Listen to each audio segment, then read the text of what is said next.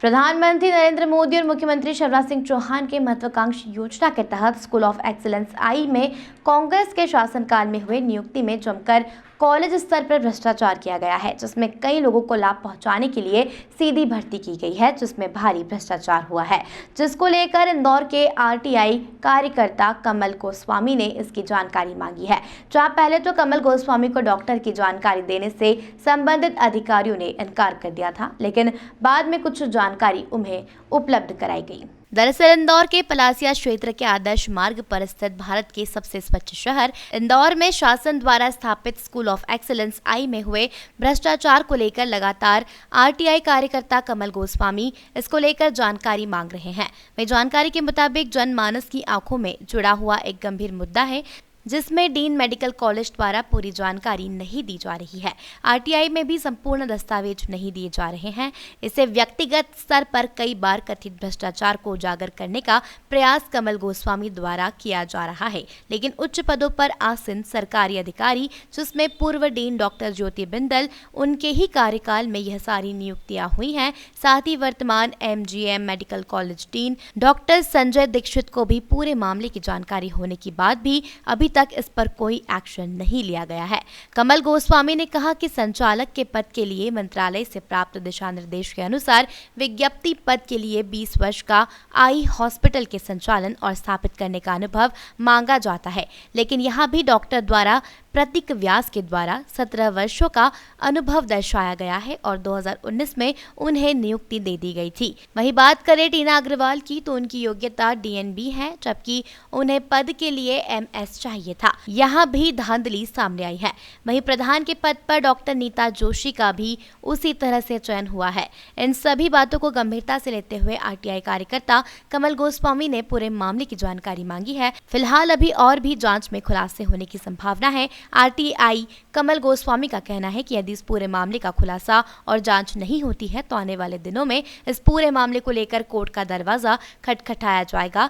साथ ही world automatic day के दिन भूख हड़ताल पर जाने का भी विचार किया जा रहा है। देखिए, आरटीआई तो मैं 2019 जब इनकी नियुक्ति हुई थी तभी मुझे विशेष सूत्रों ने बताया कि भाई ये जो नियुक्तियाँ हुई हैं इसमें बहुत सारी धांधलियाँ हुई हैं, लेकिन कोई सबूत नहीं थे।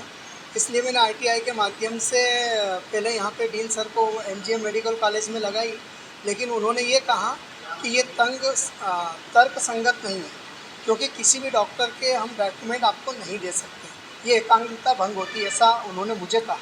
जब मैंने आरटीआई के रूल्स पढ़े तो उसमें कोई एकाग्रता भंग नहीं होती है, क्योंकि ये जनमानस से जुड़ा हुआ मुद्दा है। जनमानस से मुद्दा इसलिए जुड़ा हुआ क्योंकि आँखों का इलाज होता है, और अगर आँखों का इलाज आता तो भाई डॉक्टर की डिग्री कोई भी मांग सकता है। तो मैंने इसके लिए डीन सर के पास फिर गया, फिर उन्होंने बोला कि ठीक हम देखते हैं, फिर उन्होंने मुझे मना कर दिया। फिर मैं डेमी सर के पास गया भोपाल प्रथम अपील में, तो उन्होंने मुझे टाइम दिया कि आप 12 बजे इस तारीख को आइए, उनको भी बुलवाएंगे, हम आपको भी बुलवाएंगे। उन्होंने वहाँ पे मीता जोशी में इनको बुलवाया, बोले आप इनको कागज़ दे दीजिए जो भी है। तो उन्होंने कहा सर ऐसा है वैसा, उन्होंने मना किया। उसके बाद मुझे 6 महीने बाद ये कागज़ मिले हैं, जबकि रूल्स है कि 30 दिन के अंदर मिलना चाहिए। देखिए, 2 चीज़ें हैं। जहाँ तक school of excellence for I का सवाल है, वो प्रधानमंत्री का ड्रीम प्रोजेक्ट है, और इसमें जब इसकी स्थापना की गई तो इसमें बड़े लेवल के जो प्रोफेसर हैं, जो बहुत अच्छे पढ़ाने में हैं, जिनको 20-20 साल का अनुभव, उन लोगों को प्राथमिकता देने का था। लेकिन संचालक महोदय जो बनाए गए हैं डॉक्टर प्रतीक व्यास, बहुत अच्छे डॉक्टर हैं, लेकिन अनुभव उनको 20 वर्ष का मांगा, उन्होंने 17 वर्ष का अनुभव दिया। अनुसूची भी उन्होंने ही बनाई पूरी शासन से मिलके। और जहाँ तक डॉक्टर मीता जोशी का सवाल है, उन्होंने एमएस मांगा था योग्यता में, आप पढ़ लीजिए उसमें एमएस लिखा हुआ, लेकिन उन्होंने डीएनबी के थ्रू एमएस किया। डीएनबी एक डिप्लोमा होता है, डिप्लोमा का उसमें कहाँ भी कॉलम नहीं है, आप पढ़ेंगे योग्यता में एमएस, तो डीएनबी वाले को प्राथमिकता नहीं दी जा सकती अगर एमएस है तो एमएस में वहाँ 7 आवेदन आए थे, उसमें डॉक्टर विद्या वर्मा जिन्होंने एम्स में अभी बहुत बढ़िया उनका सिलेक्शन हुआ।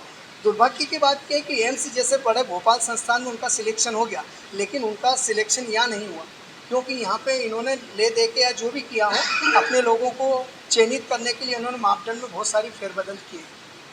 दूसरा एक डॉक्टर है डॉक्टर टीना अग्रवाल, उन्होंने एमएस किया है अनुभव, लेकिन उन्होंने पब्लिकेशन 2 मांगे तो वो एमएस लिखा हुआ, लेकिन उन्होंने डीएनबी के थ्रू एमएस किया।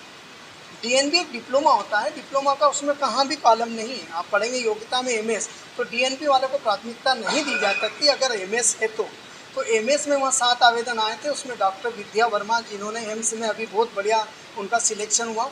दुर्भाग्य की बात यह है कि एम्स जैसे बड़े भोपाल संस्थान में उनका सिलेक्शन हो गया, लेकिन उनका सिलेक्शन यहाँ नहीं हुआ, क्योंकि यहाँ पे इन्होंने ले दे के या जो भी किया हो अपने लोगों को चयनित करने के लिए इन्होंने मापदंड में बहुत सारी फेरबदल किए। दूसरा एक डॉक्टर है डॉक्टर टीना अग्रवाल, उन्होंने एमएस किया है अनुभव, लेकिन उन्होंने पब्लिकेशन 2 मांगे तो वो पब्लिकेशन का कोई जिक्र नहीं है उस आवेदन में, और उन्होंने किए भी नहीं है पब्लिकेशन, और उनको नौकरी दे दी गई। तीसरा मामला आता है अधीक्षक महोदय का, वो अभी उनको यहाँ पर लिया गया, लेकिन अधीक्षक पद दिया गया, लेकिन आग का अनुभव नहीं है। अगर आप मशीन खरीद रहे हैं, मान लीजिए 3 करोड़ की मशीन, ऐसा प्रावधान था कि 8.5 करोड़ के उपकरण खरीदेंगे, लेकिन उपकरण जो खरीद रहे हैं वो व्यक्ति अगर आई में अनुभव नहीं है, हड्डी का डॉक्टर है, तो वो कैसे उपकरण खरीदेगा, वो कैसे संचालन करेगा, मुझे बताइए, आई हॉस्पिटल कैसे चलेगा। दूसरी बात, बहुत सारी अनुसूची बनी हुई थी, ऑप्टोमेट्रिस्ट जो रहता है वो आंखों के नंबर निकालता, आप गए होंगे कहीं तो आंखों के नंबर निकालते हो, ऑप्टोमेट्रिस्ट दिखता है, लेकिन आप यहाँ जाएंगे तो यहाँ जो यूडीएस में काम करते हैं, यहाँ जो 4th क्लास के कर्मचारी हैं उनको लगा रखा है नंबर देने के लिए। तो ये जनमानस के साथ बहुत बड़ा खिलवाड़ है, और इससे कहीं ना कहीं इंदौर शहर का नाम भी धूमिल हो रहा है, और यहाँ तक कि शासन का भी छवि धूमिल हो रही है। इसलिए देखिए, मैंने सोचा कि समाज का चौथा स्तंभ मीडिया है, तो मैंने मीडिया के माध्यम से चाहा है कि ये जनमानस तक ये मुद्दा पहुँचे। अगर मुझे न्याय नहीं मिलेगा तो मैं हाई कोर्ट में जाने के लिए पूरा तत्पर हूँ, और हाई कोर्ट में मैं अर्जी लगाऊंगा, और इनके विरुद्ध जो इनको वेतन मिला गया, 2020 में बिल्डिंग तैयार नहीं हुई, इनको वेतन चालू कर दिया गया, 2.5 लाख रुपए सैलरी है इनकी। अब बताइए, इतने सालों से 2.5 लाख रुपए ले रहे हैं, तो इन्होंने क्या किया? और अगर आपके पास इतनी डिग्रियाँ नहीं है तो फिर आप कैसे काम कर रहे हैं? इतने बड़ा प्रोजेक्ट है ये प्रधानमंत्री जी का। और एक चीज़ और मैं बताऊंगा आपको, वो कि रमेश मेंदोला जी और महेंद्र हारिया ने ये उसमें उठाया था मुद्दा विधानसभा में, लेकिन कांग्रेस की गवर्नमेंट थी और विजय लक्ष्मी साधु शिक्षा मंत्री थी उस समय, स्वास्थ्य शिक्षा मंत्री, उन्होंने जवाब दिया था, लेकिन तुरंत उस पर भी कार्रवाई नहीं।